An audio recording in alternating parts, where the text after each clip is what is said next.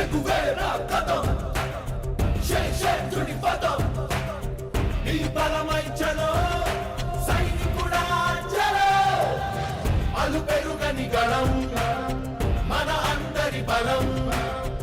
అవినీతి అవకతవకలు పద్ధతిగా నిలదీత తనువున కణకణం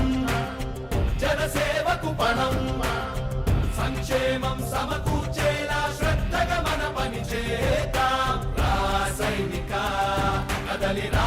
సైనిక జనసేనానితో అడుగు